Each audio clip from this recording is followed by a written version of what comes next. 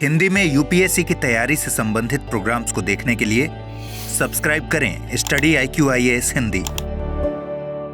चुनाव सुधार से रिलेटेड बात करने से पहले जो पिछले क्लास में हम कहां तक पहुंच गए थे, RPA representation of people's act के सेक्शन 8 1 2 3 4 देख लिया था हमने, और ये भी देख लिया था कि 8 का 4 जिसे कोर्ट ने असंवैधानिक करार दिया, जिसके तहत क्या किया गया था। 8.4 के तहत 8.4 में लिखा हुआ था कि अगर निर्योग्यता होती है तो तुरंत इंप्लीमेंट नहीं होगा, बल्कि 3 महीने के समय के बाद इंप्लीमेंट होगा। और इस बीच अगर ये मामला अपील कर दिया जाता है जिस पर निर्योग्यता लागू हुई है, तो वो जब तक कोर्ट का निपटान नहीं हो जाएगा तब तक सिटिंग MP और MLA अपने पद पर बने रहेंगे। और उसको कर दिया कोर्ट ने, क्या कर दिया, सुप्रीम कोर्ट ने असंवैधानिक करार कर दिया। अब मुझे कमेंट में बताइएगा कि किस मामले में असंवैधानिक करार दिया था उसको, ठीक है। चलिए अब 8 में और 9 10 देख लेते हैं। 8 का क, 8 से आगे बढ़ गए, 8.4 से आगे बढ़ गए। 8 का क, भ्रष्ट आचरण के लिए निरहरता।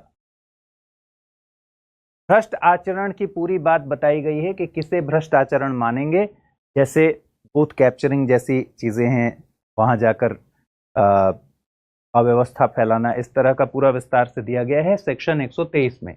लेकिन हम अभी सेक्शन 123 नहीं पढ़ेंगे, बल्कि हम देखेंगे कि 8 में और 8 का क में क्या अंतर है। 8 क में कह रहा है भ्रष्ट आचरण के दोषी ठहराए गए प्रत्येक व्यक्ति का मामला ऐसे आदेश के प्रभावशील होने की तारीख से 3 माह की अवधि के भीतर ऐसे अथॉरिटी के द्वारा, प्राधिकारी के द्वारा, जिसे केंद्र सरकार इस निमित्त तय करे, इस प्रश्न का अवधारण करने के लिए राष्ट्रपति को प्रस्तुत किया जाएगा कि क्या ऐसा व्यक्ति डिस्क्वालीफाई किया जाए, और यदि किया जाए तो कितने समय के लिए किया जाए। ठीक है, भ्रष्ट आचरण के लिए डिस्क्वालिफिकेशन की बात हो रही है। भ्रष्ट आचरण, इसमें यह नहीं बताया गया है कि भ्रष्ट आचरण क्या है, यह बताया गया है सेक्शन 123 में। लेकिन भ्रष्ट आचरण से रिलेटेड जब दोषी किसी को ठहराया जाएगा तो वो मामला भेजा जाएगा सरकार द्वारा, इस लिए ऑथराइज किए हुए किसी व्यक्ति के द्वारा। यह तय किया जाएगा कि इसको राष्ट्रपति के पास भेजें, और राष्ट्रपति के पास 3 महीने के भीतर भेजना है। और राष्ट्रपति के पास यह तय होगा कि क्या इस व्यक्ति को डिस्क्वालीफाई किया जाए, और किया जाए तो कितने समय के लिए किया जाए। इसका मतलब यह हुआ कि अगर भ्रष्ट आचरण की वजह से कोई दोषी पाया जाता है तो वो डिस्क्वालीफाई किया जाएगा या नहीं, और कितने समय के लिए किया जाएगा, ये कौन तय करेगा, राष्ट्रपति। और इस मामले को राष्ट्रपति के पास कितने दिन में भेजना होगा, 3 महीने के भीतर भेजना। परंतु वह काल अवधि जिसके लिए कोई व्यक्ति इस उपधारा के अधीन डिस्क्वालीफाई किया जा सकेगा, किसी भी दशा में उस तारीख से 6 साल से अधिक नहीं। अब आप ध्यान कीजिए कि आप सेक्शन 8 में जो देख रहे थे कि हर जगह क्या लिखा हुआ था, 6 साल के लिए, एग्जैक्ट 6 साल। डिस्क्वालीफाइड होगा, अगर किसी पर जुर्माना हो जाता है तो भी 6 साल के लिए 8.1 के तहत डिस्क्वालीफाई हो गया। 8.2 में हमने देखा था कि जितने समय के लिए कारावास हुआ वो तो डिस्क्वालीफाइड रहेगा ही, उतने समय तक तो चुनाव नहीं ही लड़ेगा, और साथ ही साथ उसके बाद 6 साल अतिरिक्त वो चुनाव लड़ने के लिए डिस्क्वालीफाई होगा। यहां कह रहा है 6 साल से अधिक नहीं होगी, यानी भ्रष्ट आचरण के मामले में ये अप टू 6 इयर्स है। ठीक है, इसीलिए तो प्रेसिडेंट के पास जाएगा ना कि कितने समय के लिए डिस्क्वालीफाइड होगा। इसमें 6 साल का नहीं है, ये अप टू 6 इयर्स है। 6 साल तक के लिए, वो 1 साल भी हो सकता है, 2 साल भी हो सकता है, 3 साल भी हो सकता है, 4 साल भी हो सकता है। ठीक, 6 साल तक हो सकता है। ठीक है, उपधारा 1 में वर्णित किसी प्रश्न या उपधारा 2 के अधीन प्रस्तुत की गई किसी अर्जी पर विनिश्चय देने से पूर्व राष्ट्रपति निर्वाचन आयोग से किसी ऐसे प्रश्न और अर्जी पर राय लेगा और उस राय के अनुसार कार्य करेगा। इसका मतलब क्या है, दूसरी बात, अगर हम इसको कंक्लूड कर लें, करप्ट प्रैक्टिसेस के नाम पर, भ्रष्ट आचरण के नाम पर क्या होगा। 8.1 भ्रष्ट आचरण के आरोपी जो हैं, दोषी जो हैं, भ्रष्ट आचरण के, इसमें बहुत सारी चीजें हैं, जैसे रिश्वतखोरी भी भ्रष्ट आचरण का पार्ट है। 123 में इसको विस्तार से दिया। तो भ्रष्ट आचरण का दोषी होने पर सरकार द्वारा इसके लिए ऑथराइज्ड प्राधिकारी जो होगा, सरकार द्वारा तय किया गया प्राधिकारी 3 महीने के भीतर, 3 महीने के भीतर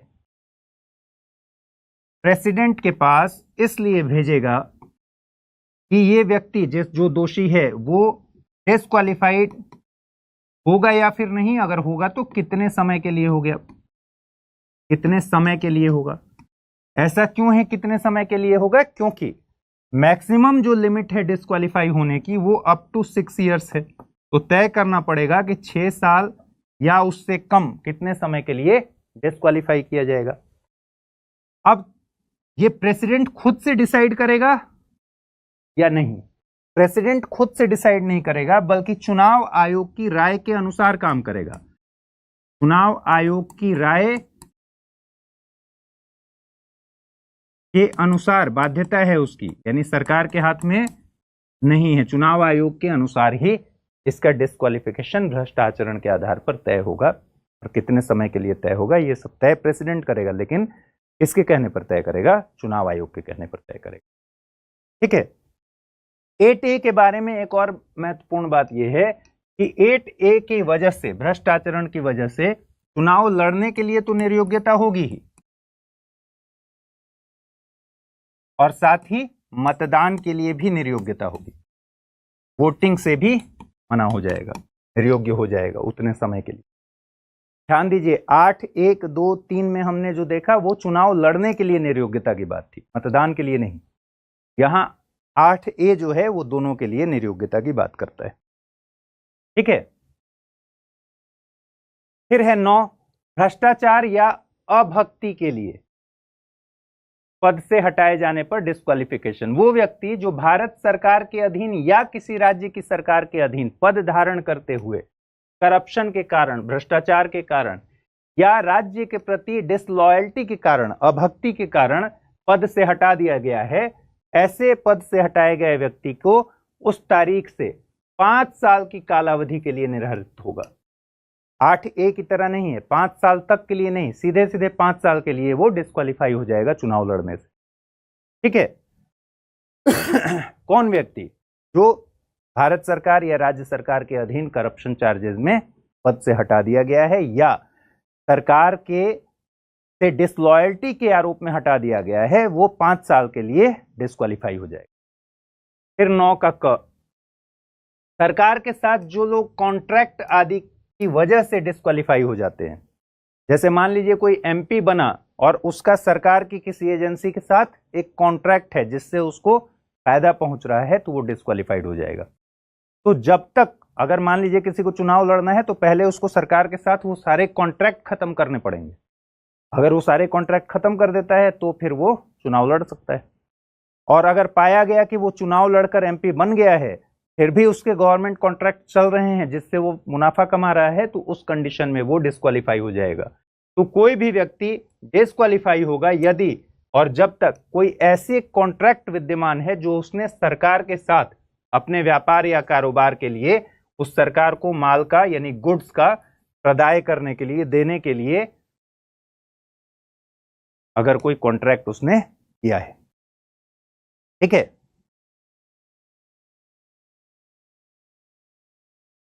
बात स्पष्ट है। अब है 10, सरकारी कंपनी के अधीन पद के लिए डिस्क्वालिफिकेशन।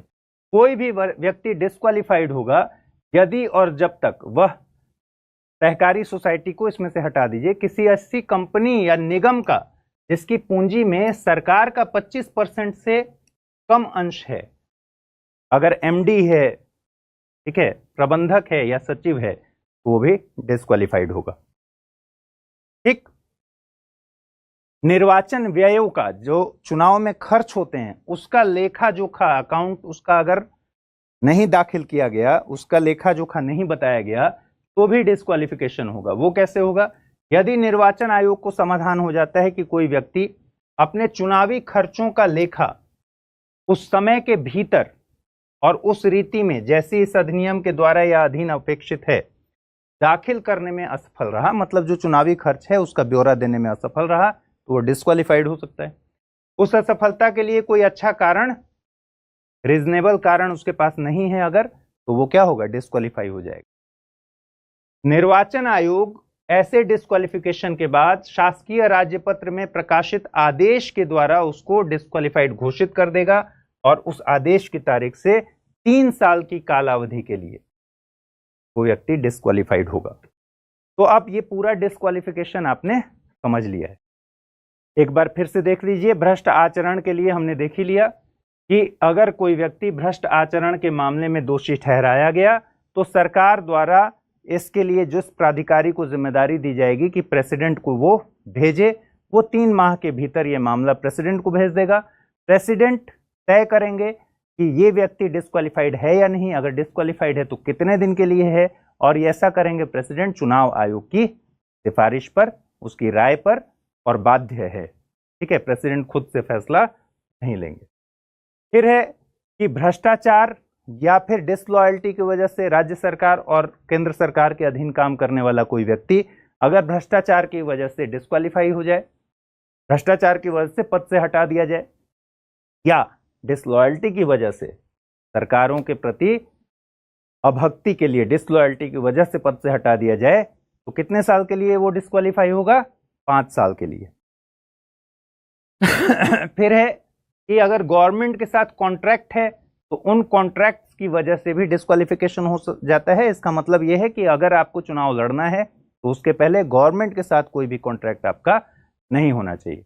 और सरकारी कंपनी के अधीन पद पर अगर है ऐसी कंपनी जिसमें सरकार का 25% से कम 25% पूंजी लगा हुआ है, उसमें अगर कोई एमडी है, कोई प्रबंधक है या सचिव है, उसको भी पद से हटा दिया जाएगा, मतलब हटा दिया जाएगा इन द सेंस कि चुनाव नहीं लड़ पाएगा। फिर निर्वाचन व्ययों का लेखा दाखिल नहीं करने में जब असफल रहेगा कोई दाखिल करने में, तो भी उसको डिस्क्वालीफाई किया जाएगा। लेकिन जब निर्वाचन व्यय का लेखा कोई नहीं दे पाएगा तो उसको 3 साल के लिए डिस्क्वालीफाई किया जाएगा, ठीक है। यूपीएससी की तैयारी का हर दिन कीमती होता है और हर कल की राह आज से ही बनती है। तो क्या आपने प्रतिज्ञा ली है अपने आईएएस सपने को साकार करने की? स्टडी IQ लेकर आया है यूपीएससी लाइव फाउंडेशन हिंदी प्रतिज्ञा बैच 2026, जहां कराई जाएगी प्रीलिम्स से लेकर इंटरव्यू तक की पूरी तैयारी, वो भी रणनीतिक गहराई के साथ और सही मार्गदर्शन के साथ। इस बैच में आपको मिलेंगी 1000+ घंटों की लाइव और रिकॉर्डेड कक्षाएं, 1-to-1 personalized mentorship, daily current affairs, test series और सीसेट का कंप्लीट कवरेज, प्रीलिम्स और मेंस रेसिडेंशियल प्रोग्राम यानी PRP और MRP डिसिप्लिन के साथ फोकस भी, इंटरव्यू गाइडेंस प्रोग्राम, IGP, अंतिम दौर तक स्टडी IQ आपके साथ रहेगा। और इतना ही नहीं, प्रीलिम्स में सफल होने पर मिलेगा पूरा फीस वापस, टॉप स्कोरर को मिलेगा 11,000 रुपए का नगद पुरस्कार। अब तय कीजिए आप सिर्फ सपना देखेंगे या उसके लिए स्टडी IQ के साथ मिलकर प्रतिज्ञा निभाएंगे। यूज करें कोड अमृत लाइव और पाएं मैक्सिमम डिस्काउंट हमारे गोल्ड, प्लैटिनम और डायमंड बैचेस पर। अगर अब भी कोई सवाल हो तो डिस्क्रिप्शन में दिए गए लिंक पर क्लिक करें या मुझे सीधा मेल करें amrit@studyiq.com पर। यूपीएससी 2026, आपकी प्रतिज्ञा, हमारा मार्गदर्शन। अब देखिए, चुनाव सुधार, इतने विस्तार से पढ़ने का फायदा क्या होगा पता है आपको?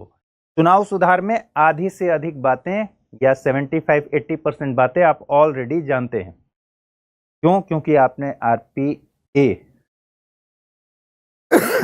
जनप्रतिनिधित्व अधिनियम का बेयर एक्ट पढ़ लिया है, ठीक है। तो आप ज्यादातर बातें जानते हैं।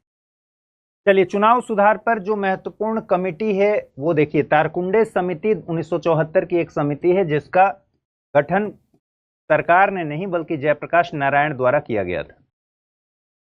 जयप्रकाश नारायण, पता है आपको जेपी कौन थे? जयप्रकाश नारायण, जिनके द्वारा संपूर्ण क्रांति का आह्वान किया गया और इंदिरा गांधी की सरकार हिल गई और इमरजेंसी लगाना पड़ा, ठीक है। 74 में। तो तारकुंडे समिति 74 में बनाई गई चुनाव सुधार को लेकर जयप्रकाश नारायण द्वारा। इस समिति की मुख्य सिफारिशों में पहली सिफारिश थी कि चुनाव आयोग को 1 सदस्यीय से बढ़ाकर 3 सदस्यीय करना चाहिए। आपको ध्यान पर है ना कि चुनाव आयोग कब तक 1 सदस्यीय रहा था? मैंने बताया था आपको कि चुनाव आयोग 1 सदस्यीय कब तक रहा था, वो भी मुझे कमेंट में बताइएगा। उस समय 74 में तो 1 सदस्य ही थे, ठीक है, तो 3 सदस्यीय करने की सिफारिश की गई। दूसरा, चुनाव आयोग के मेंबर्स को सेलेक्ट करने के लिए, उनकी नियुक्ति करने के लिए कमेटी के द्वारा नियुक्ति की जाए, जो आज तक नहीं हो पाया है। अभी भी इस पर विवाद चल रहा है। और कमेटी में कौन कौन होगा? प्रधानमंत्री,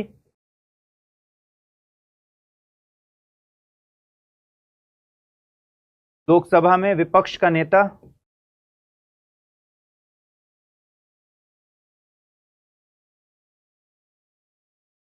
लोकसभा में विपक्ष का नेता, अगर लोकसभा में विपक्ष का नेता न हो तो लार्जेस्ट पार्टी, जो सबसे बड़ी पार्टी है, उसका नेता, और CJI, chief justice of India.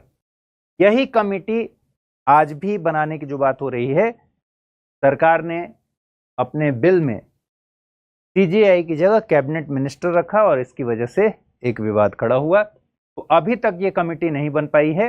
ये सब हम लोग डिस्कस कर चुके हैं। मतदान की उम्र उस समय 21 साल थी, तो मतदान की उम्र को 18 साल करने का रिकमेंडेशन तारकुंडे समिति ने किया था, ठीक है।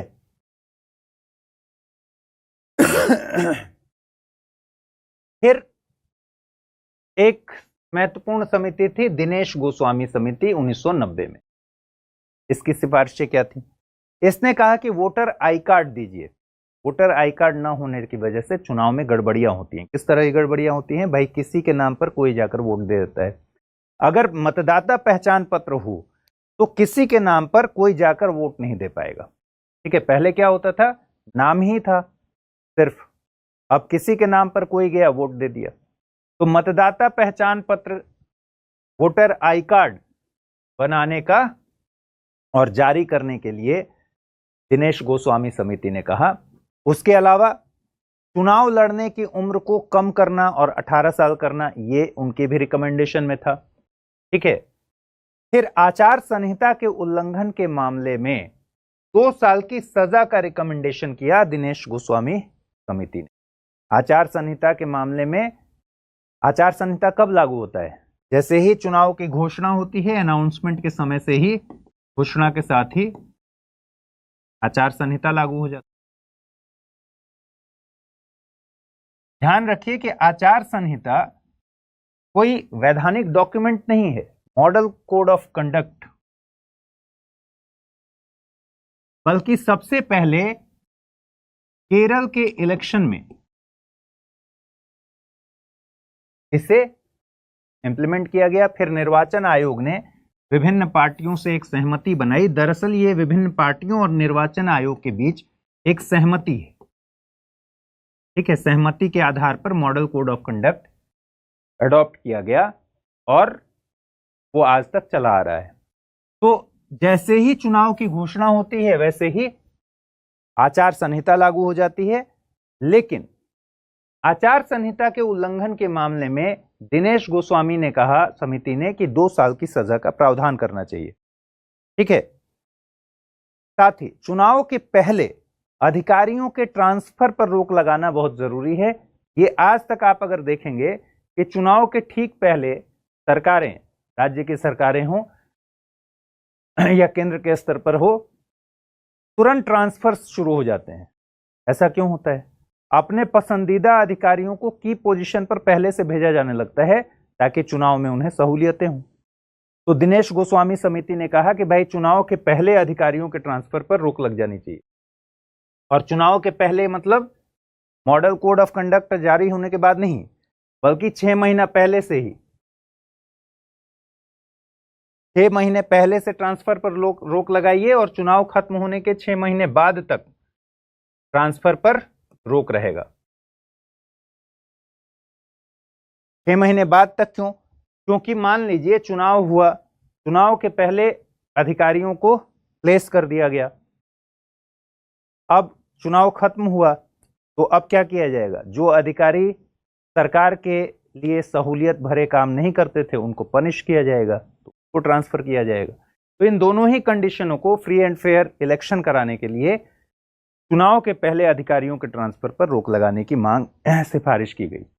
फिर सिक्योरिटी डिपॉजिट उस समय बहुत कम था, कोई भी चुनाव में खड़ा हो जाता था तो उसमें वृद्धि करने की सिफारिश की गई और चुनाव सुधार पर संसदीय समिति बनाने की सिफारिश की गई। जब हमने संसदीय समिति पढ़ा था तो आपने देखा था कि स्टैंडिंग पार्लियामेंट्री कमेटी चुनाव सुधार पर नहीं है, जबकि ये इतना इंपॉर्टेंट मुद्दा है और वो आज तक नहीं। तो चुनाव सुधार पर संसदीय समिति बनाने की सिफारिश, ठीक है।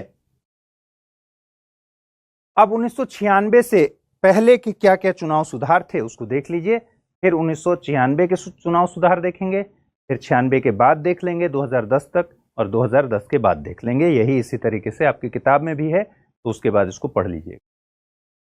1996 से पहले के चुनाव सुधार देखें तो वोट देने की उम्र 18 वर्ष कर दी गई। कब कर दी गई? राजीव गांधी की सरकार के समय 1988 में 61वें संविधान संशोधन अधिनियम के द्वारा, ठीक है, जो 89 में इंप्लीमेंट हुआ। तो 61वां संविधान संशोधन अधिनियम आपको याद ही है। उम्र सीमा पहले कितनी थी? 21 साल, और 21 वर्ष से घटाकर 18 वर्ष कर दी गई। अभी तक हमने तारकुंडे समिति और दिनेश गोस्वामी समिति की सिफारिशें देखी हैं, रिकमेंडेशंस देखी हैं। अब हम क्या देख रहे हैं? चुनाव सुधार के लिए क्या क्या हुआ, ठीक है। तो अभी हम देख रहे हैं 1996 से पहले, जिसमें एक मेजर ईयर है 1989, जिसमें बहुत सारे चुनाव सुधार किए गए। इस चुनाव सुधार के बारे में यह भी कहा जाता है कि राजीव गांधी की सरकार, क्योंकि राजीव गांधी युवाओं के बीच बहुत फेमस थे, तो राजीव गांधी की सरकार चाहती थी कि 21 वर्ष से घटाकर 18 वर्ष करने से उनको अपने वोटर्स में इजाफा होगा। युवा 3 साल का गैप है ना, 18 से 21 साल के युवा तो नहीं दे पा रहे थे, तो कहा जाता है कि 21 साल से कम करके 18 साल करके सरकार चाहती थी कि ज़्यादा से ज़्यादा युवा, राजीव गांधी की बहुत लोकप्रियता थी युवाओं के बीच, तो 18 साल कर दिए जाए। बहरहाल इससे हमको कोई मतलब नहीं है, मतलब है कि ये चुनाव सुधार ज़रूरी था और 18 साल कर दिया गया 61वें संविधान संशोधन अधिनियम के द्वारा। चुनाव आयोग 61वें संविधान संशोधन अधिनियम की जरूरत क्यों पड़ी भाई? जनप्रतिनिधित्व अधिनियम में क्यों नहीं कर दिया गया संशोधन? में 326 में संशोधन किया गया संविधान के आर्टिकल में, ठीक है। चुनाव आयोग में डेप्यूटेशन पर आपने जब हम लोग अब अगर इसमें कोई जनप्रतिनिधित्व अधिनियम पढ़ते समय नहीं रहा होगा तो उसके लिए आज की क्लास में नुकसान होगा, जबकि जो रहा होगा उसको बहुत सारी बातें ऐसे ही वो पढ़ चुका है तो उसको समझ में आ जाएंगी। जैसे चुनाव आयोग में प्रतिनियुक्ति, हमने बीच में क्या पढ़ा था कि भाई चुनाव आयोग में जब चुनाव के दौरान जो भी लोग काम करते हैं वो दरअसल राज्य सरकार से और केंद्र सरकार से दिए गए लोग होते हैं, ठीक है, डिमांड किए गए लोग होते हैं कि वो चुनाव कराएं। और हमने ये देखा कि जनप्रतिनिधित्व अधिनियम में लिखा गया था कि चुनाव में जो लोग भी काम करेंगे ऊपर से लेकर नीचे तक वो डेपुटेशन पर होंगे, प्रतिनियुक्त माने जाएंगे। इसका मतलब चुनाव आयोग के कंट्रोल में होंगे, वो डिनाई नहीं कर सकते चुनाव आयोग के निर्देशों को। तो ये जो हमने पढ़ा था वो दरअसल चुनाव सुधार का पार्ट है जो 1989 में इंप्लीमेंट हुआ। और चुनाव आयोग में जो भी अधिकारी काम करते हैं राज्य के लेवल पर, केंद्र के लेवल पर, वो चुनाव आयोग में प्रतिनियुक्त माने जाते हैं। इसका मतलब वो डेपुटेशन पर भेजे जाते हैं और उस दौरान अगर उन्होंने चुनाव आयोग के निर्देशों का उल्लंघन किया तो उनकी सर्विस रिपोर्ट में नेगेटिव एंट्री हो जाती है, ठीक है। चुनाव आयोग उस पर एक्शन ले सकता है। फिर प्रस्तावकों की संख्या को लेकर 1989 में चेंजेस हुए। उच्च सदन के लिए, यानी राज्यसभा हो या फिर लेजिस्लेटिव काउंसिल, जिन राज्यों में विधान परिषद हैं वहां पर तो राज्यसभा या लेजिस्लेटिव काउंसिल के चुनाव के लिए उस चुनाव क्षेत्र के कुल निर्वाचकों का 10% या 10 प्रस्तावक जो भी कम हो, प्रस्तावकों की संख्या को क्या कर दिया गया, राज्यसभा या फिर लेजिस्लेटिव काउंसिल यानी राज्यों की विधान परिषद के चुनाव में उस निर्वाचन क्षेत्र में निर्वाचकों की संख्या का 10% या 10 प्रस्तावक जो भी कम हो, प्रस्तावकों की संख्या 1989 में बढ़ा दी गई। ईवीएम 1989 में शामिल कर दिया गया। वोटिंग जो पहले कैसे वोट होता था, मतदान पेटी रहती थी, मतदान का पत्र होता था, ठीक है, पोस्टल बैलेट होता था। लिख दिया गया कि जैसा पोस्टल बैलेट का के बारे में जो भी आप समझ रहे हैं वही ईवीएम भी वही है, ठीक है, दोनों में से किसी से इलेक्शन हो सकता। बूथ कब्जा होने पर, बूथ कैप्चर होने पर चुनाव के स्थगन या रद्द करने का प्रावधान 1989 में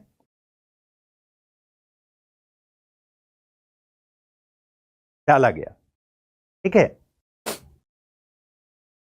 ज्योति, प्रेसिडेंट के लिए 50 अनुमोदक 50 प्रस्तावक, ये प्रेसिडेंट वाली बात नहीं हो रही, अभी राज्यसभा और उच्च सदन की बात हो रही है, यानी राज्यसभा के चुनाव और राज्यों की विधान परिषद के चुनाव में, ठीक है। प्रस्तावकों की संख्या बढ़ा दी गई और उस निर्वाचन क्षेत्र में कुल निर्वाचकों का 10% या फिर 10 प्रस्तावक जो भी कम हो उसको कर दिया गया।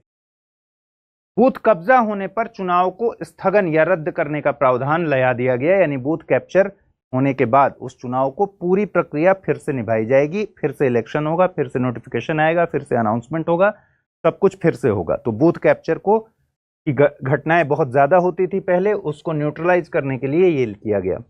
और मतदाता पहचान पत्र, जो कि हमने देखा था कि रिकमेंडेशंस में ऑलरेडी कमिटीज के थे, मतदाता पहचान पत्र को शामिल किया गया। 1993 में वोटर लिस्ट के आधार पर मतदाता पहचान पत्र जारी किया जाने लगा, ठीक है। चलिए, अब 1996 के चुनाव सुधार क्या थे। चुनाव उम्मीदवारों के 3 वर्ग बना दिए गए। एक, मान्यता प्राप्त राजनीतिक दलों के उम्मीदवार, हमने पढ़ा था ना, मान्यता प्राप्त राजनीतिक दलों के उम्मीदवार में कौन कौन है, राष्ट्रीय पार्टी और राज्य स्तर की पार्टी जो कि मान्यता प्राप्त है। दूसरा होगा गैर मान्यता प्राप्त रजिस्टर्ड जो पार्टीज हैं, पंजीकृत दल। याद है या भूल गए? मान्यता प्राप्त राजनीतिक दल दोनों ही रजिस्टर्ड हैं, जो मान्यता प्राप्त भी हैं, जो गैर मान्यता प्राप्त भी हैं। तो रजिस्टर्ड तो दोनों है, पंजीकरण तो दोनों का होना है। कुछ पार्टीज जिनके लिए क्राइटेरिया निर्धारित है, जो हम पीछे की क्लास में देख चुके हैं, अगर आप में से कोई लोग नहीं देखे हों तो उसको जाकर देख लीजिएगा क्या क्या क्राइटेरिया है राष्ट्रीय स्तर की पार्टी बनने के लिए और राज्य स्तर की पार्टी बनने के लिए। तो मान्यता प्राप्त राष्ट्रीय राजनीतिक दलों के उम्मीदवार हो गए, फिर गैर मान्यता प्राप्त पंजीकृत राजनीतिक दल के उम्मीदवार हो गए, और तीसरा कैटेगरी हो गया निर्दलीय उम्मीदवारों का, ठीक है। तो 1996 में चुनाव उम्मीदवारों के 3 वर्ग बना दिए गए। फिर प्रस्तावों की संख्या लोकसभा और विधानसभा के लिए भी बढ़ा दिए गए, ठीक है। क्या कर दिया गया? अगर मान्यता प्राप्त राजनीतिक दल है तो कितने प्रस्तावक चाहिए? 1। और गैर मान्यता प्राप्त राजनीतिक दल है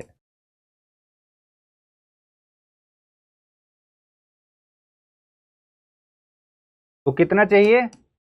10। ये हमने रिप्रेजेंटेशन ऑफ पीपल्स एक्ट में पढ़ा था, ठीक है। ये कब इंप्लीमेंट हुआ? 1996 के चुनाव सुधारों में। तो प्रस्तावकों की संख्या लोकसभा विधानसभा के लिए मान्यता प्राप्त रिकॉग्नाइज्ड अगर पॉलिटिकल पार्टी है तो उसके लिए एक ही चाहिए, जबकि गैर मान्यता प्राप्त जो भी पार्टीज हैं उसके लिए 10 प्रस्तावकों की व्यवस्था की गई। तो प्रस्तावकों की संख्या को बढ़ा दिया गया। ठीक, उसके अलावा राष्ट्रध्वज, संविधान का अपमान और राष्ट्रगान गाने से रोकने के अपराध में लोकसभा और विधानसभा चुनाव लड़ने के लिए डिस्क्वालिफिकेशन लागू किया गया, निर्योग्यता लागू की गई, जो हम पढ़ चुके हैं already representation of people's act में। इस एक्ट के तहत राष्ट्रीय गौरव अपराध निरोधक अधिनियम 1971 के तहत अगर किसी को सजा होती है राष्ट्रध्वज, संविधान का अनादर करने और राष्ट्रगान गाने से रोकने के अपराध करने पर, तो फिर क्या होगा? लोकसभा और विधानसभा के लिए निर्योग्यता हो जाएगी चुनाव लड़ने से। उसके बाद उम्मीदवार की मृत्यु हो गई चुनाव के ठीक पहले। तो 1996 के पहले क्या होता था? चुनाव के ठीक पहले अगर किसी उम्मीदवार की मृत्यु हो गई तो चुनाव रद्द कर दिया जाता था, नया चुनाव होता था, फिर से नोटिफिकेशन आता था, फिर से अनाउंसमेंट होता था, फिर से एक डेट रखा जाता था, उस पर इलेक्शन कराया जाता था। लेकिन 1996 में यह व्यवस्था की गई कि मान्यता प्राप्त राजनीतिक दल, मान्यता प्राप्त राजनीतिक दल के किसी उम्मीदवार की अगर मृत्यु हो जाती है तो चुनाव को रद्द ना करके आगे बढ़ा दिया जाएगा, पोस्टपोन कर दिया जाएगा और 7 दिन का समय उस दल को दिया जाएगा। 7 दिन के भीतर उसे अपना नया उम्मीदवार खड़ा करने का मौका दिया जाएगा। ठीक है, लेकिन किसको? मान्यता प्राप्त राजनीतिक दल को। ठीक है, तो मान्यता प्राप्त राजनीतिक दल के लिए 1996 में व्यवस्था की गई कि अगर चुनाव के ऐन पहले उम्मीदवार की मृत्यु हो जाती है, चुनावी उम्मीदवार की, तो वो पार्टी अपने 7 दिन के भीतर नए उम्मीदवार को खड़ा कर सकती है और इलेक्शन को आगे बढ़ा दिया जाता है, न कि रद्द किया जाता है। ठीक है, बात समझ में आ गई? 2 निर्वाचन क्षेत्र से ज्यादा से चुनाव लड़ने पर प्रतिबंध लग गया। इसका मतलब क्या है? 1996 से पहले 2 से ज्यादा सीट पर चुनाव लड़ा जा सकता था, लेकिन 1996 में कर दिया गया कि मैक्सिमम एक व्यक्ति 2 सीट से चुनाव लड़ सकता है। ठीक है, 2 सीट से चुनाव लड़ सकता है।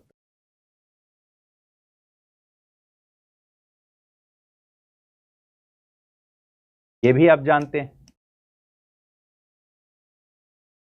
ठीक है, अब 2 सीट से चुनाव किस किस इलेक्शन में लड़ जा सकता है? सारे में, यहां तक कि बाई इलेक्शन में भी, उपचुनाव में भी, लोकसभा हो, विधानसभा हो, ठीक है, बाई इलेक्शन हो, सब में 2 सीट से आप चुनाव लड़ सकते हैं, 2 से ज्यादा सीट से चुनाव नहीं लड़ सकते हैं। यह भी हमने जन प्रतिनिधित्व अधिनियम में पढ़ा था। हथियारों के साथ पोलिंग स्टेशन पर जाना चुनाव अपराध घोषित किया गया। या अगर कोई हथियारों के साथ पोलिंग स्टेशन पर जाता है जहां पर इलेक्शन कराया जा रहा है, मतदान कराया जा रहा है, तो यह चुनाव अपराध में शामिल होगा। तो आम आदमी हथियारों के साथ वहां नहीं जा सकता। लेकिन खुद सोचिए कि पुलिस बल तो जाएगा ही। अगर उस सर्विस में चुनाव कराने के दौरान किसी को ऑथराइज्ड वे में हथियार रखने की अगर उसको इजाजत है तो वो बहुत आराम से जाएगा, जैसे पुलिस बल हो गया। ठीक है, सशस्त्र सेना, आर्म्ड फोर्सेस हो गए, वो जाएंगे जिसको जिम्मेदारी ही दी गई है। तो ये सब जा सकते हैं, लेकिन आम आदमी या उम्मीदवार या प्रत्याशी के साथ जो लोग लेकर राइफल घूमते रहते हैं वो लोग नहीं जा सकते। अगर वो जाते हैं तो इसको चुनाव अपराध में काउंट किया जाएगा। शराब पर प्रतिबंध। वोटिंग करने से, वोटिंग खत्म जब तक ना हो जाए उसके 48 घंटे पहले से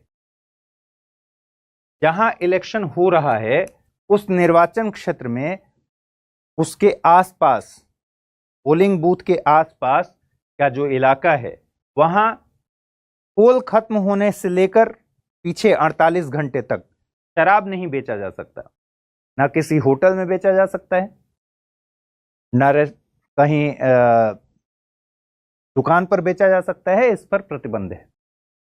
ठीक है, तो 48 घंटा कब से, जब तक चुनाव खत्म ना हो जाए उसके पहले से 48 घंटे पहले से वहां पर चुनाव नहीं शराब नहीं बेचा जा सकता है, लिकर बैन होता है। उसके बाद 96 में एक और बात कर दी गई कि मतदान के दिन कर्मचारियों को पेड लीव दिया जाने लगा। पेड केवल सरकारी कर्मचारियों को या सबको? सबको। वो सरकारी कर्मचारी हों, गैर सरकारी कर्मचारी हों, गैर सरकारी कर्मचारी हों, या फिर दिहाड़ी मजदूर हों, दैनिक वेतन भोगी हों। ठीक है, दैनिक वेतन उठाने वाले लोग हों, दिहाड़ी पर काम करने वाले लोग हों, सबके लिए कर दिया गया कि पेड लीव रहेगा जिस दिन मतदान किया जाए। इसमें सिर्फ वो लोग बाहर रहेंगे जिनको छुट्टी देने से किसी तरह का खतरा पैदा हो, या फिर जो एकदम टाला नहीं जा सकता, उनकी नौकरी करना तो उनको मस्ट है। ठीक है, तो इसीलिए जो लोग सैन्य क्षेत्र में हैं, बॉर्डर पर हैं, नहीं आ सकते हैं, उनके लिए क्या व्यवस्था की गई है? उनके लिए व्यवस्था की गई है कि वो पोस्टल बैलेट के जरिए, उनको एक आजकल इलेक्ट्रॉनिक पोस्टल बैलेट के जरिए होता है, या फिर प्रॉक्सी के जरिए। प्रॉक्सी मतलब प्रॉक्सी कैंडिडेट के जरिए। इसका मतलब क्या हुआ कि उनके बदले किसी और को नियुक्त कर देना। जैसे मैंने कहा कि भाई मैं बॉर्डर पर हूं, तो मेरे बदले ये फलां व्यक्ति जाएंगे, मेरा वोट डाल कर आएंगे। तो प्रॉक्सी वोट किसके लिए दिया गया? सशस्त्र सेना के लिए प्रॉक्सी वोट की व्यवस्था है। ठीक है, दिन कर्मचारियों का अवकाश, पेड लीव, वैतनिक सवैतनिक अवकाश। ऐसा भी नहीं है कि अवकाश देके कहें कि भाई इस छुट्टी का पैसा नहीं देंगे, वो पैसा भी देना पड़ेगा। उपचुनाव की समय सीमा,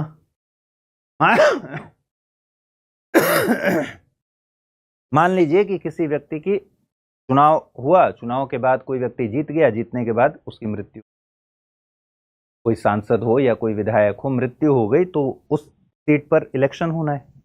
तो अगर ये इलेक्शन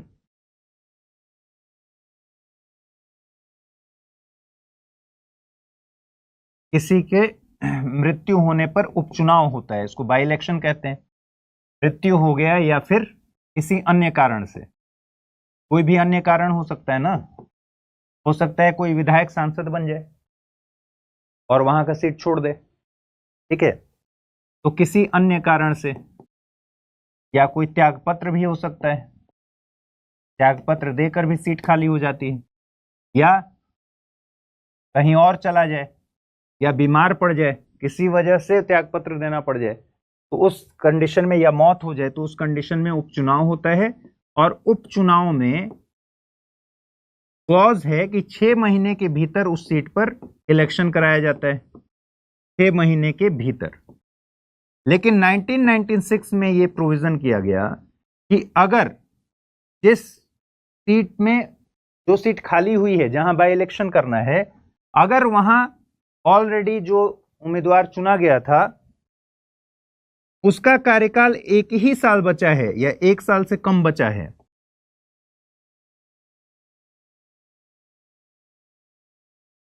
तो फिर बाई इलेक्शन कराना जरूरी नहीं है, फिर उपचुनाव नहीं कराना है, फिर अगले इलेक्शन में उस सीट पर चुनाव हो जाएगा।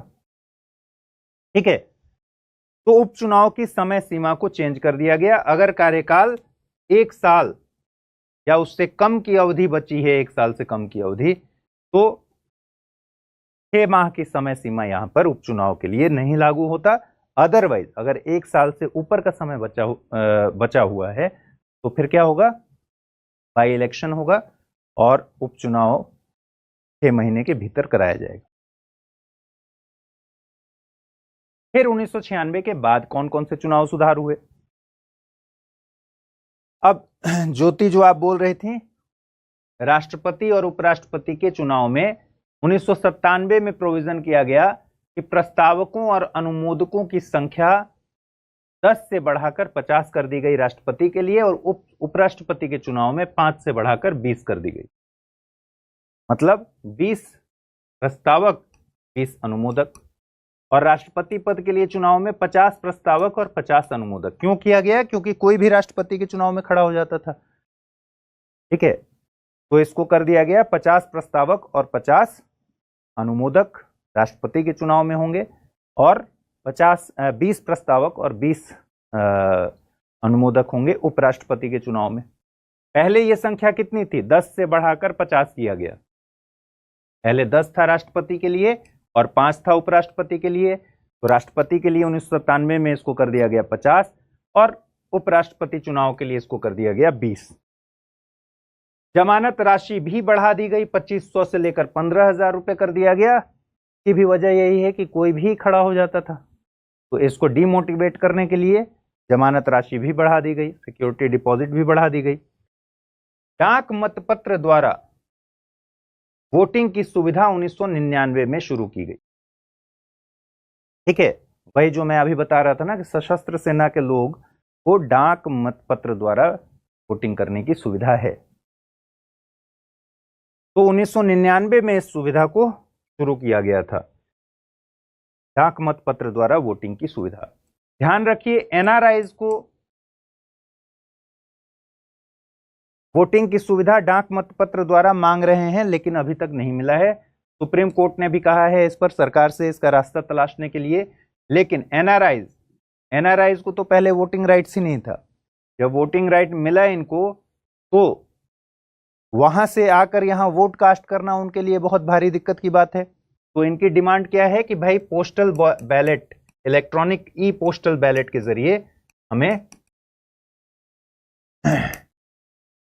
वोटिंग कराया जाए, या फिर प्रॉक्सी के जरिए वोटिंग कराया जाए। लेकिन अभी तक ये सुविधा इनको नहीं मिली है। एनआरआई सिर्फ फिजिकली आकर वोट कर सकते हैं। एनआरआई वोट करेंगे लेकिन फिजिकली आकर वोट करेंगे। जिस भी देश में रहते हैं वहां से आएंगे, यहां पर आप ही की तरफ से जाकर वोट करेंगे। प्रॉक्सी के जरिए वोटिंग को 2003 में शामिल किया गया।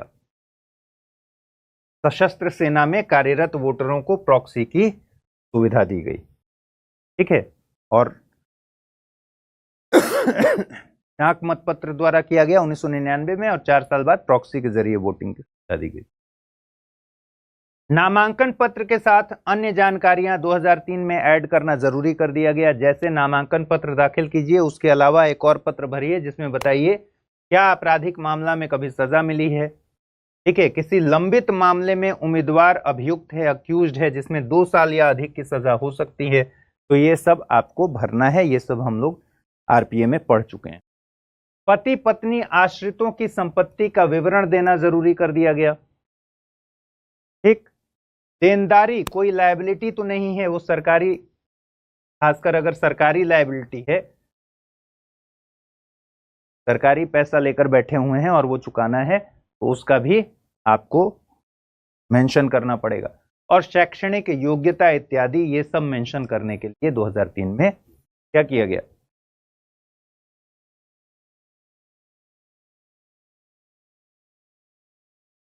तय कर दिया गया। फिर राज्यसभा चुनावों में बदलाव हुआ, ये भी आप जानते हैं। 2003 में राज्यसभा चुनाव में पहले क्या होता था कि जिस राज्य की सीट पर राज्यसभा चुनाव लड़ रहे हैं उस राज्य में आपको मतदाता होना अनिवार्य था। लेकिन ये आवासीय अर्हता 2003 में हटा ली गई। इसका मतलब आप देखेंगे कि राज्यसभा के जो सांसद हैं वो रहते कहीं और हैं, किसी और राज्य के निवासी हैं, लेकिन किसी और राज्य की सीट पर राज्यसभा पहुंचते हैं। तो आवासीय अर्हता हटा ली गई 2003 में। और गुप्त मतदान की जगह, सीक्रेट बैलेट की जगह खुले मतदान की व्यवस्था की गई। खुले मतदान की व्यवस्था क्यों की गई? ताकि पैसों के जरिए सीट की खरीद फरोख्त ना हो, वोट्स की खरीद फरोख्त ना हो। तो ओपन बैलेट में क्या होता है, ध्यान रखिए, मैंने पिछले बार भी बताया था कि राज्यसभा के लिए ही केवल ओपन बैलेट की व्यवस्था है। खुले मतपत्र द्वारा मतदान किया जाता है। कैसे किया जाता है? जिस पार्टी के लिए, जैसे पार्टी का एजेंट रहता है अपना, ठीक है, वोट आपने डालने के पहले क्या करना है? अपना मतपत्र दिखाना है कि आपने किसको वोट दिया है, उसके बाद उसको बॉक्स में डालना है। तो पार्टी का जो एजेंट होता है उसके पास सारे रिकॉर्ड्स होते हैं किसने किसको वोट दिया। अगर नहीं होता था तो क्या होता था? नहीं होता था तो ये होता था कि भाई सीक्रेट बैलेट में किसको पता है कि किसने किसके पाले में वोट दिया है। तो किसी ने करोड़ों रुपया ले लिया और किसी के पाले में वोट डाल दिया। पार्टी किसी और पार्टी में थे लेकिन किसी और पार्टी के पक्ष में वोट डाल दिया। तो ये हेरफेर बंद करने के लिए 2003 में क्या व्यवस्था की गई कि राज्यसभा चुनाव में बदलाव कर गुप्त मतदान की जगह खुले मतदान की व्यवस्था की गई, ओपन बैलेट की व्यवस्था की गई। ठीक है। बाकी लोकसभा विधानसभा के जो आप चुनाव देखते हैं उसमें कैसे होता है? सीक्रेट बैलेट होता है। आपका मत किसको पड़ा ये जानने का अधिकार किसी को भी नहीं है। ठीक है। इनफैक्ट गवाही देने के लिए भी अगर आपको बुलाया जाएगा तो ये जाना नहीं जा सकता कि आपने किसको वोट दिया है। ये भी हमने रिप्रेजेंटेशन ऑफ पीपल्स एक्ट में पढ़ा था। चलिए 1996 के बाद के चुनाव सुधारों में आगे अगर देखेंगे तो प्रचारकों के जो यात्रा व्यय हैं वो उम्मीदवार के खर्चे में शामिल नहीं होते। 2003 में यह तय किया गया। भाई उम्मीदवार के लिए इलेक्शन कमीशन ने बता रखा है कि कितना खर्च कर सकते हैं। लोकसभा इलेक्शन में मैक्सिमम जो अपर लिमिट है वो है 70 लाख। ठीक है, 70 लाख तक एक उम्मीदवार लोकसभा इलेक्शन के लिए खर्च कर सकता है। उसी तरह विधानसभा इलेक्शन के लिए एक उम्मीदवार 28 लाख के आसपास खर्च कर सकता है। ठीक, तो भाई 70 लाख रुपए में अगर खर्च कर सकता है और सोचिए कि किसी लोकसभा उम्मीदवार के प्रचार के लिए प्रधानमंत्री वहां पहुंचे हैं, मान लीजिए मोदी साहब, तो मोदी साहब के उस कार्यक्रम का खर्चा कितना होगा? तो एक ही प्रचार कराने में 70 लाख से ऊपर खर्च हो जाएगा। तो 2003 में प्रोविजन किया गया कि भाई जो स्टार प्रचारक आएंगे, जो भी प्रचार करने के लिए आएंगे, उनके यात्रा व्यय उम्मीदवार के खाते में काउंट नहीं होंगे। जबकि अगर पार्टी ने उम्मीदवार के नाम पर खर्चा किया है, पार्टी ने उम्मीदवार के नाम पर कोई अरेंजमेंट किया है, उस उम्मीदवार के लिए कोई अरेंजमेंट किया है, तो वो उम्मीदवार के खर्चे में ही काउंट होगा। लेकिन पार्टी ने अगर पार्टी के प्रचार के लिए खर्च किया है तो वो उम्मीदवार के लिए काउंट नहीं होगा, वो उम्मीदवार के खाते के बाहर काउंट होगा। और पार्टी पर कोई कैप नहीं है, ध्यान रखिए। उम्मीदवार पर तो निर्वाचन आयोग ने कैप लगा के रखा है कि एक उम्मीदवार अगर लोकसभा में है तो 70 लाख से ज्यादा नहीं खर्च कर सकता। लेकिन मान लीजिए लेट से बीजेपी है या कांग्रेस है या कोई भी राजनीतिक पार्टी है, इस पर कोई कैप नहीं है, ये कितना भी खर्च कर सकते हैं, कितना भी खर्च कर सकते हैं। बात समझ में आ रही है? पार्टीज पर कोई भी फाइनेंशियल कैप नहीं लगा है, रेस्ट्रिक्शन नहीं लगा है निर्वाचन आयोग द्वारा, लेकिन उम्मीदवार पर है। तो अब दिक्कत क्या होगी, तो होती है कि भाई उम्मीदवार के प्रचार में खर्च हो रहा है, वो पैसा अगर उम्मीदवार के खाते में काउंट होगा तो उसका 70 लाख का हिसाब तो उसको देना ही है। 70 लाख से ज्यादा वो खर्च नहीं कर सकता, और अगर ब्यौरा नहीं देता है तो डिस्क्वालीफाई हो जाएगा। तो 2003 में प्रोविजन किया गया कि भाई प्रचारक जो आते हैं ना, उन पर जो खर्च होता है, यात्रा व्यय वगैरह उनका जो खर्च होता है आने जाने का, वो सब उम्मीदवार के खाते में नहीं काउंट होगा। ये एक सुधार किया गया। ठीक है। दूसरा, मतदाता सूची की मुफ्त प्रति उम्मीदवार को प्रोवाइड कराई जाएगी चुनाव आयोग के द्वारा, और ये मुफ्त होगा, इसमें कहीं कोई पैसा नहीं लगेगा। ठीक है।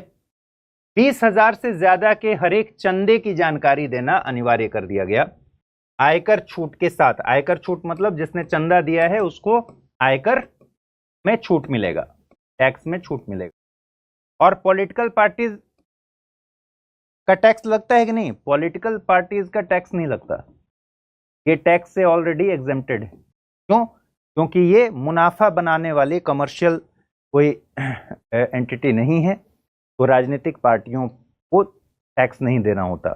ठीक है। और जो टैक्स, जो इनको चंदा देता है उसको टैक्स से छूट मिलती है। लेकिन 2003 में प्रोविजन किया गया कि भाई 20,000 रुपए से ज्यादा कोई व्यक्ति अगर किसी को देता है 20,000 रुपए से ज्यादा, तो उसको क्या करना पड़ेगा? डिस्क्लोज करना पड़ेगा। ठीक है। तो इसका सही तरीका क्या है? ये एक आदमी पर है भाई, एक आदमी, टोटल नहीं है ये 30,000 से ज्यादा। अब बताइए, एक आदमी 19,999 रुपए देता है चंदे में,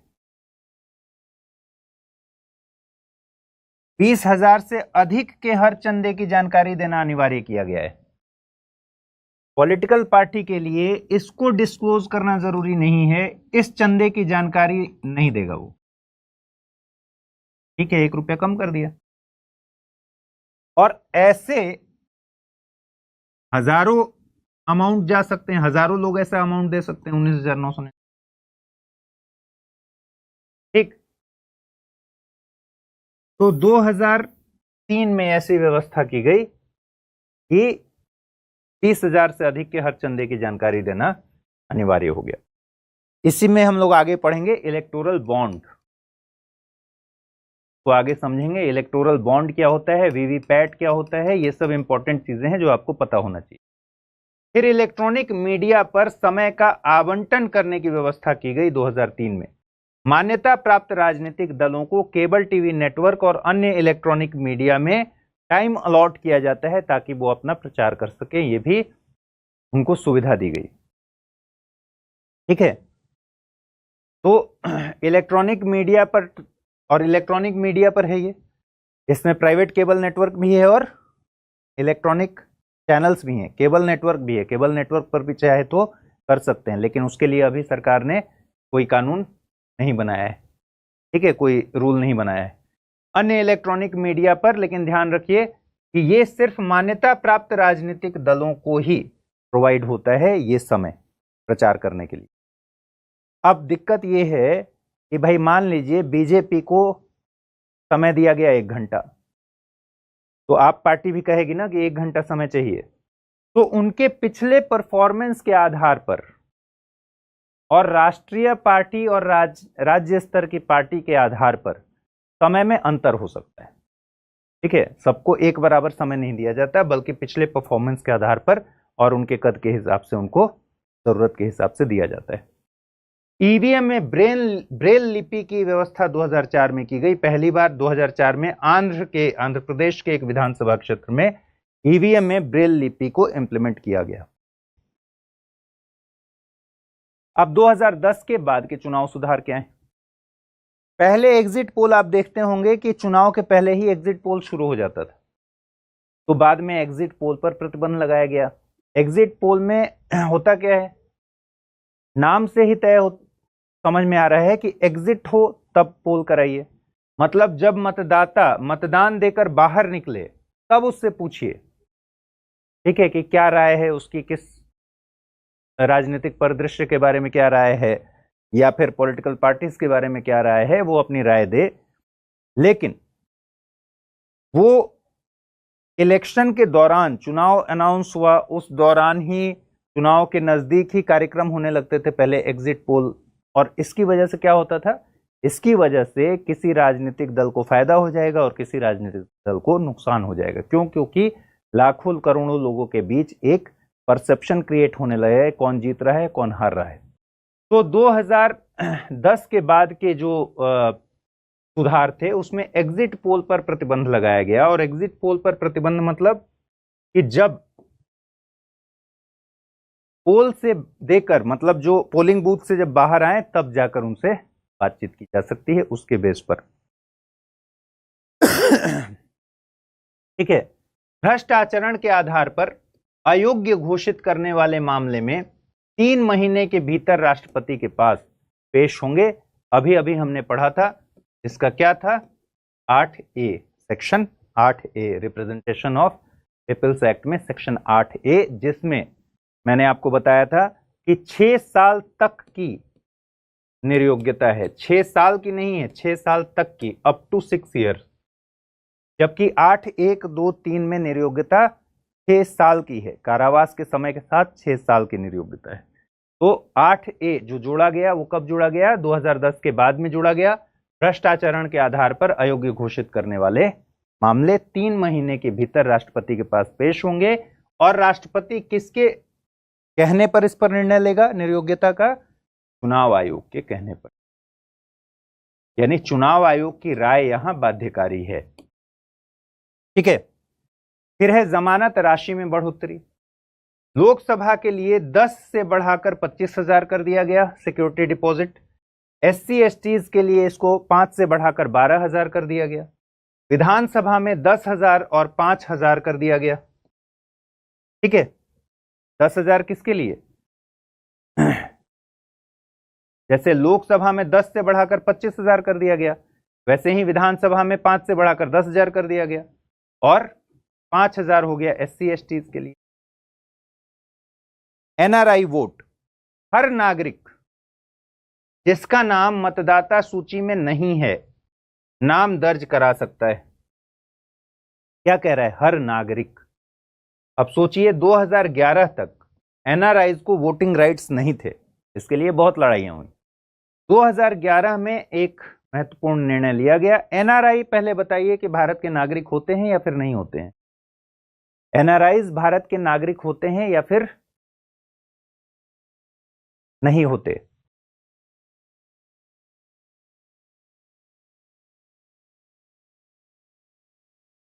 जल्दी से बताइए कमेंट में।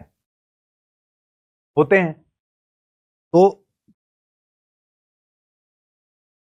2011 तक भारत के नागरिक होने के बावजूद NRIs को वोटिंग राइट्स नहीं थे। NRI वोट को कर दिया गया कि भाई हर नागरिक जिसका नाम मतदाता सूची में नहीं है वो अपना नाम दर्ज करा सकता है। NRIs भी उसमें शामिल हैं।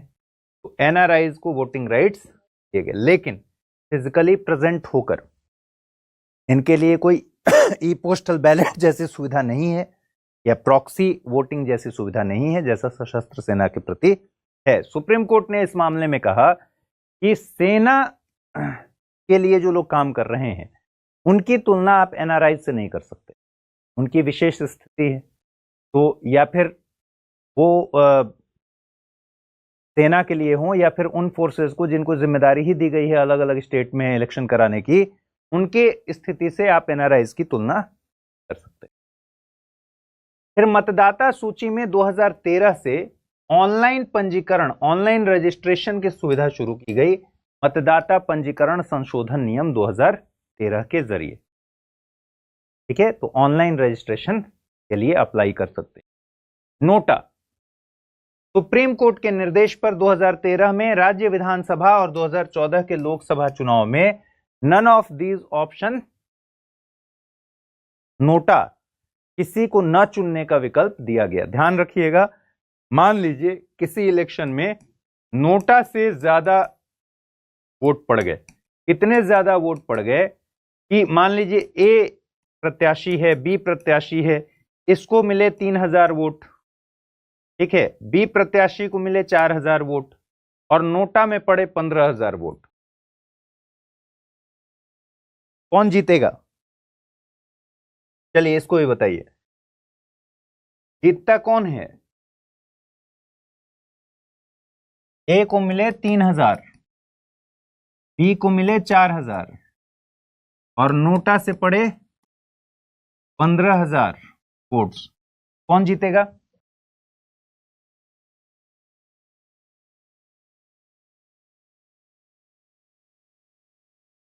कौन जीतता है इसमें? जल्दी जल्दी जवाब आप लोग नहीं देते। ए जीतेगा, बी जीतेगा या नोटा जीतेगा?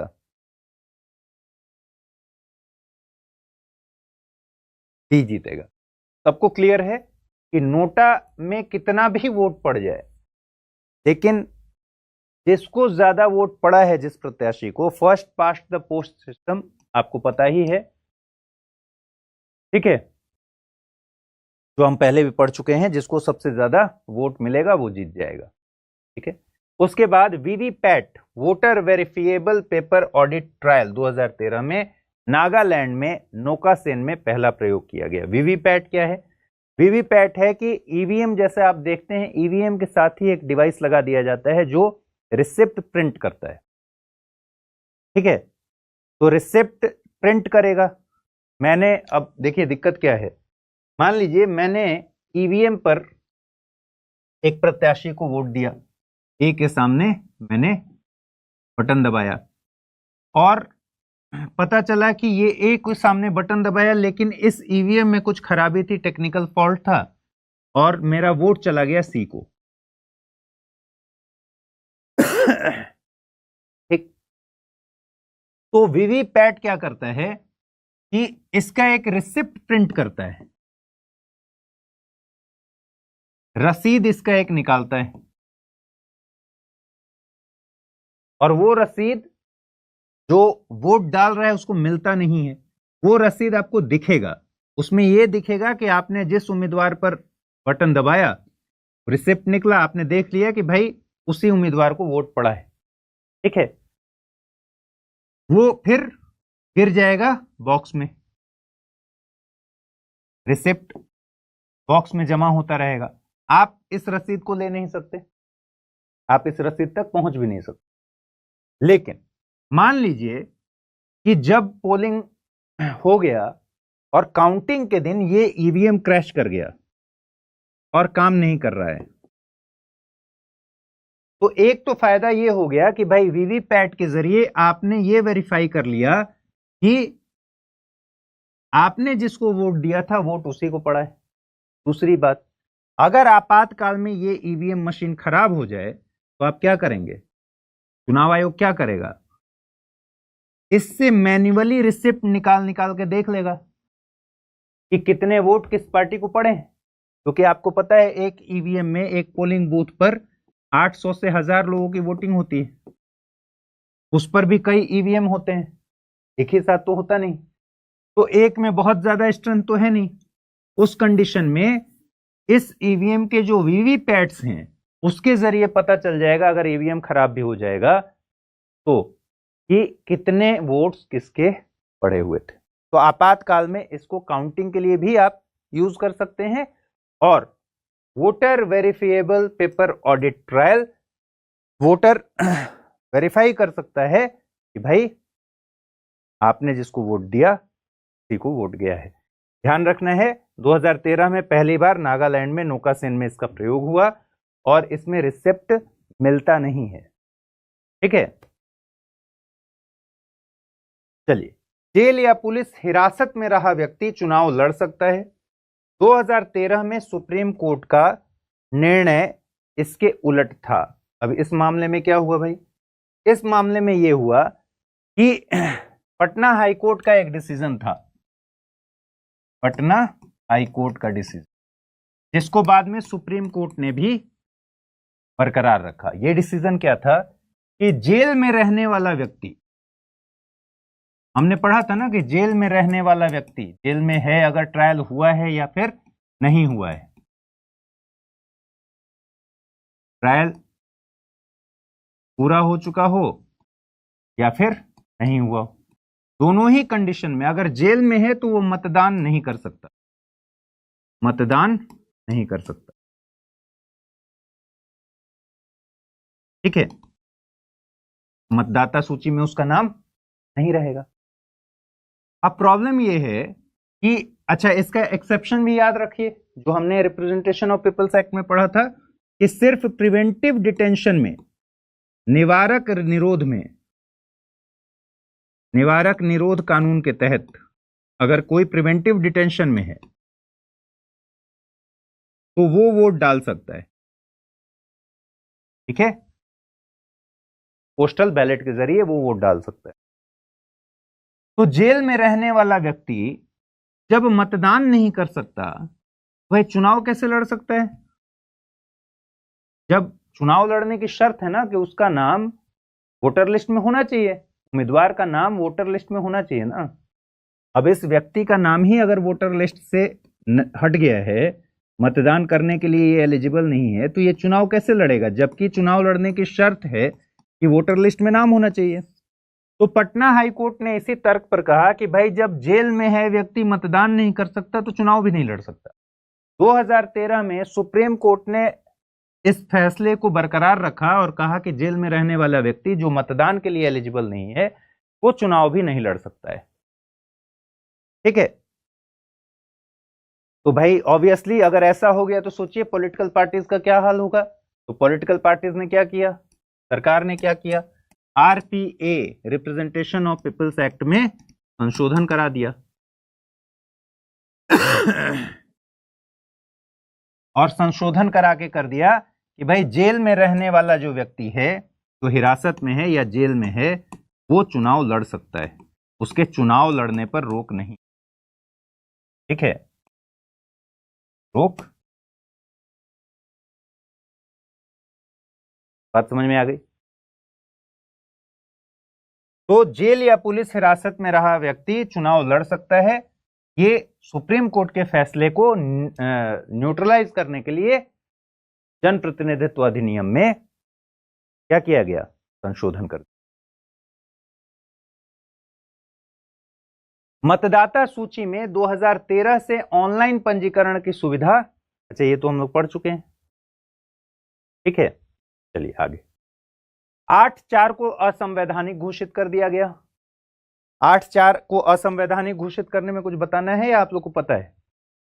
इसका मतलब क्या हो गया कि 8/1/2/3 8/1/8/2/8/3 से जो निर्योग्यता है, डिस्क्वालिफिकेशन के लिए जो जो बातें दी गई हैं, वो निर्योग्यता 8/4 कहता था कि जो सिटिंग एमपी और एमएलए हैं उन पर निर्योग्यता 3 महीने तक लागू नहीं होगा।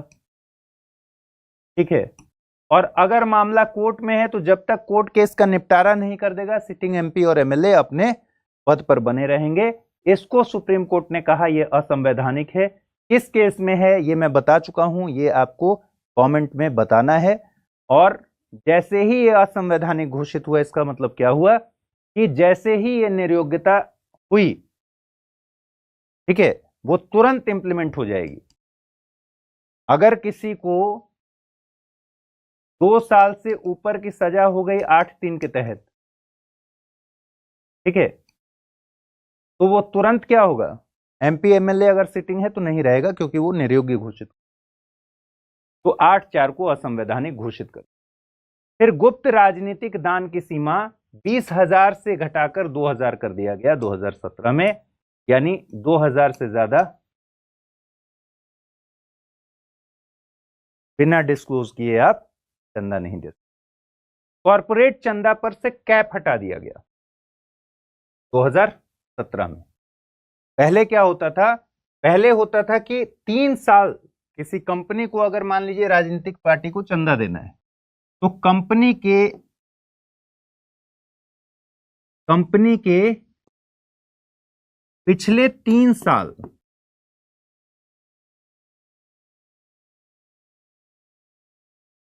का जो लाभ हुआ है, जो प्रॉफिट हुआ है,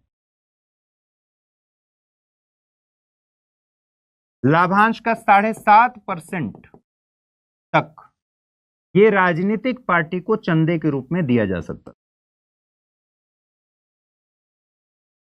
ठीक है,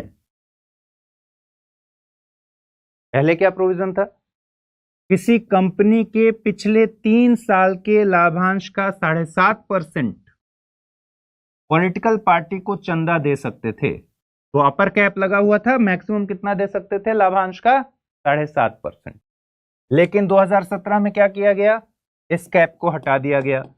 इसका मतलब क्या हुआ कि अब कितना भी दे सकते हैं चंदा, 7.5% वाला तो मामला ही खत्म हो गया। दूसरी बात कि यहां किसी कंपनी के पिछले 3 साल के लाभांश का 7.5%, इसका मतलब कंपनी कितनी कम से कम पुरानी होनी चाहिए, 3 साल, और दूसरा उसको लाभ भी, प्रॉफिटेबल कंपनी होनी चाहिए, तभी तो उसका 7.5% देगी। अब क्या हुआ, जैसे ही ये 7.5% का कैप हटाया गया, इस प्रोविजन को हटा दिया गया, अब नई कंपनी बनाकर राजनीतिक चंदा दिया जा सकता है। ठीक है, और कितना भी दे सकते हैं क्योंकि कोई कैप नहीं है। तो कॉरपोरेट चंदे पर कितने भी अमाउंट का चंदा आप दिया जा सकता है।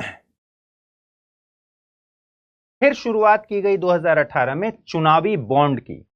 ऐसे राजनीतिक दलों को जिन्हें पिछले चुनावों में कुल मतों का कम से कम 1% वोट प्राप्त हुआ हो, या फिर लोकसभा में प्राप्त हुआ हो या फिर विधानसभा में, पिछले इलेक्शन में कम से कम टोटल वोट का 1% अगर प्राप्त हुआ हो तो वो चुनावी बॉन्ड के जरिए चंदा ले सकते हैं। अब चुनावी बॉन्ड के जरिए चंदा का मतलब क्या हुआ? 2018, और ये सब बजट में हुआ था। गुप्त राजनीतिक दान की सीमा 20,000 से 2,000 कर दिया गया। ठीक है, कॉरपोरेट चंदा पर कैप हटा दिया गया, ये 2017 के बजट में ही कहा गया था। चुनावी बॉन्ड की शुरुआत की गई, ये भी बजट का ही पार्ट था। तो चुनावी बॉन्ड में क्या किया गया? इलेक्टोरल बॉन्ड या फिर चुनावी बॉन्ड। क्या होता है इसमें? देखिए, एसबीआई एक बॉन्ड जारी करती है। ठीक है, ये बॉन्ड 1,000 का भी हो सकता है, 10,000 का भी हो सकता है, ठीक है, 1 लाख का भी हो सकता है, 10 लाख का भी हो सकता है और 1 करोड़ का भी हो सकता है। एक बॉन्ड। पहली बात, कोई भी इस बॉन्ड को परचेज कर सकता है, कोई भी खरीद सकता है।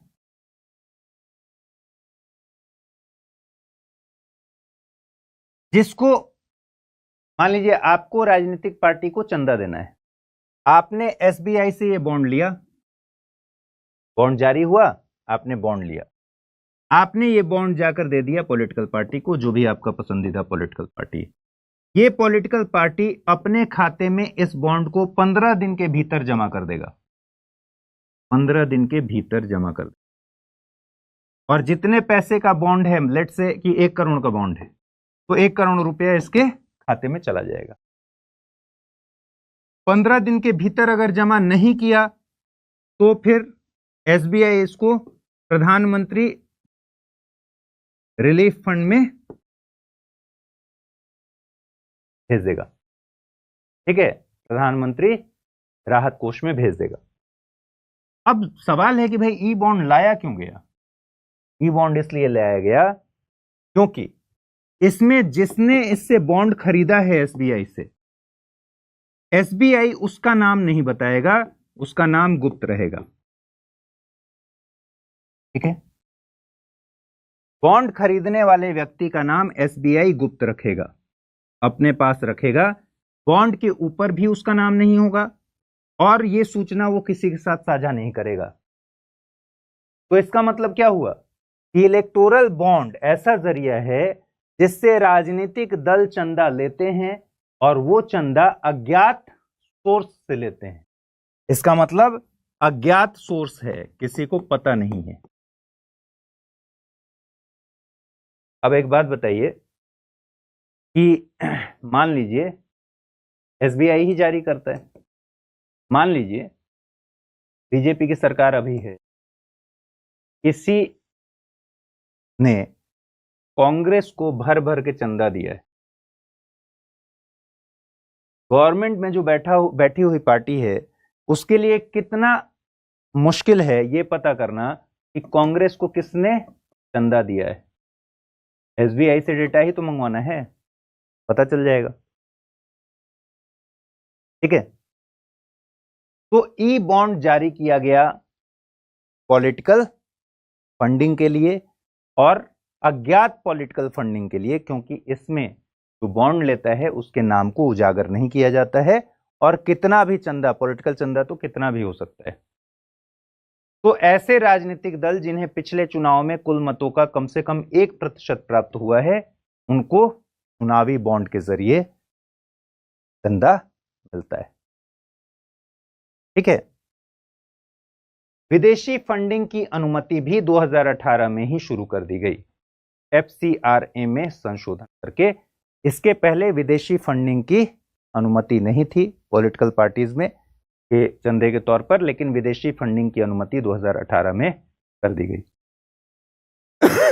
ठीक है, चलिए अब लास्ट है कि चुनाव कानून संशोधन अधिनियम 2021 में क्या क्या प्रोविजन थे। चुनाव कानून संशोधन अधिनियम 2021 के जरिए आधार और मतदाता सूची के लिंकेज की व्यवस्था की गई, आरपीए में अमेंडमेंट करके। दूसरी बात, 1 जनवरी, 1 अप्रैल, 1 जुलाई और 1 अक्टूबर को मतदाता पंजीकरण या संशोधन के लिए 4 डेट्स का क्लॉज दिया गया। पहले क्या होता था, सिर्फ 1 जनवरी ही डेट था पहले। तो 2021 का ये जो चुनाव कानून संशोधन अधिनियम है, इसके जरिए पहले होता था 1 जनवरी को डेट था जब आप मतदाता के तौर पर रजिस्टर हो सकते थे, और 1 जनवरी, मान लीजिए किसी का जन्म 2 जनवरी को हुआ है, ठीक है, और 1 जनवरी को जितने लोग 18 साल के हो गए उन्हीं को रजिस्टर होना है। तो 1 जनवरी को रजिस्टर या फिर कोई संशोधन अगर कराना हो, पहले ये होता था, लेकिन दिक्कत है कि 2 जनवरी वाले को अब 1 साल तक वेट करना पड़ेगा, जब तक वो 19 साल का हो जाएगा तब तक। तो फिर इसमें 4 डेट कर दिए गए, 1 जनवरी, 1 अप्रैल, 1 जुलाई और 1 अक्टूबर। 4 डेट ऐसे कर दिए गए जिसमें मतदाता पंजीकरण करा सकते हैं या संशोधन करा सकते हैं। सेवारत मतदाताओं के जीवन साथी को वोटिंग अनुमति दी गई। जो लोग इलेक्शन के प्रोसेस में ही जुटे हुए हैं, ठीक है, जैसे मैंने कहा सशस्त्र सेना, तो जीवन साथी को वोटिंग की अनुमति दी गई। इसका मतलब पहले क्या था, पहले भाषा में था कि पति को, पहले भाषा में था कि भाई जो इस तरह से सेवारत मतदाता हैं, मतलब जो काम में लगे हुए हैं, इन ड्यूटीज में इस तरह से लगे हुए हैं कि उनको अलग से सुविधा नहीं दी जा सकती, उनके लिए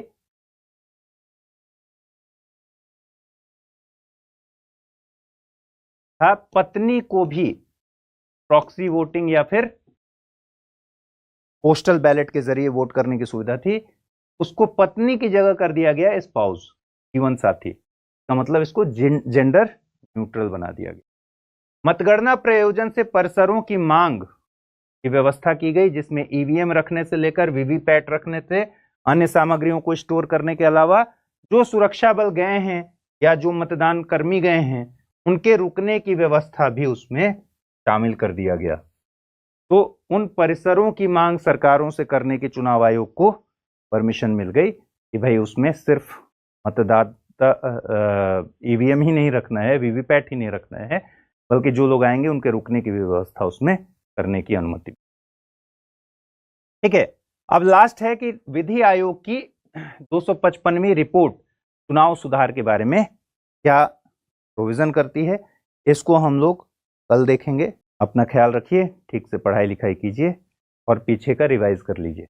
यूपीएससी की तैयारी का हर दिन कीमती होता है और हर कल की राह आज से ही बनती है। तो क्या आपने प्रतिज्ञा ली है अपने आईएएस सपने को साकार करने की? स्टडी IQ लेकर आया है यूपीएससी लाइव फाउंडेशन हिंदी प्रतिज्ञा बैच 2026, जहां कराई जाएगी प्रीलिम्स से लेकर इंटरव्यू तक की पूरी तैयारी, वो भी रणनीतिक गहराई के साथ और सही मार्गदर्शन के साथ। इस बैच में आपको मिलेंगी 1000+ घंटों की लाइव और रिकॉर्डेड कक्षाएं, 1-to-1 personalized mentorship, daily current affairs, test series और सीसेट का कंप्लीट कवरेज, प्रीलिम्स और मेंस रेसिडेंशियल प्रोग्राम यानी PRP और MRP डिसिप्लिन के साथ फोकस भी, इंटरव्यू गाइडेंस प्रोग्राम, IGP, अंतिम दौर तक स्टडी IQ आपके साथ रहेगा। और इतना ही नहीं, प्रीलिम्स में सफल होने पर मिलेगा पूरा फीस वापस, टॉप स्कोरर को मिलेगा 11,000 रुपए का नगद पुरस्कार। अब तय कीजिए, आप सिर्फ सपना देखेंगे या उसके लिए स्टडी IQ के साथ मिलकर प्रतिज्ञा निभाएंगे। यूज करें कोड अमृत लाइव और पाएं मैक्सिमम डिस्काउंट हमारे गोल्ड, प्लैटिनम और डायमंड बैचेस पर। अगर अब भी कोई सवाल हो तो डिस्क्रिप्शन में दिए गए लिंक पर क्लिक करें या मुझे सीधा मेल करें amrit@studiiq.com पर। यूपीएससी 2026, आपकी प्रतिज्ञा, हमारा मार्गदर्शन। हिंदी में यूपीएससी की तैयारी से संबंधित प्रोग्राम्स को देखने के लिए सब्सक्राइब करें स्टडी IQ IAS हिंदी।